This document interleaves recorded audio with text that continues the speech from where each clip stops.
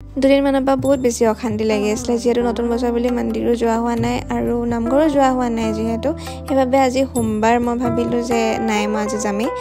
ৰুমাল পাহৰি গৈছিলোঁ এখনটো লাগিবই মই ওলাই গৈ টমটম পালোঁগৈ আৰু মই তাতে উঠিলোঁ আমাৰ ফালে টমটম বুলি কয় আপোনালোকৰ ফালে কি কয় মই নাজানিম কাৰণ বহুত জেগাত বেলেগ বেলেগ নাম আছে পিলপিলিও কয় কিছুমান জেগাত মই নেঘেৰটিং পালোঁহি বাগানৰ মাজে মাজে ওপৰত যে দেখিছে সেইফালে আছে শিৱদৌল বাবা মন্দিৰ মই তালৈকে গৈ আছোঁ সামগ্ৰীখিনি ল'লোঁ আৰু পূজা অৰিহণা কৰোঁতে মই দেখাব নোৱাৰিছোঁ কাৰণ মই অকলেই কৰি আছিলোঁ যিহেতু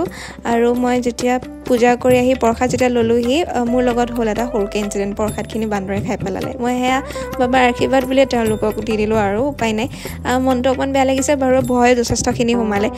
ঘূৰিব লাগিব যিহেতু তাৰ পৰা ওলাই আহিলোঁ আৰু এইফালে আছে গণেশ বাবা মন্দিৰ আৰু এইফালে সূৰ্য দেৱতাৰ মন্দিৰো আছে অকণমান টাইম তাতে ৰ'দত ৰখি লৈ পেলাই মই আহিলোঁ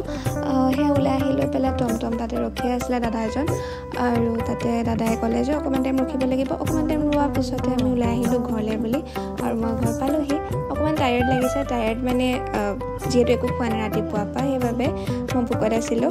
এয়াই অন্য এটা মিনি ব্লগৰ প্ৰতিশ্ৰুতিৰে আজিলৈ ইমানেই বাই বাই থেংকছ ফৰ ৱাচিং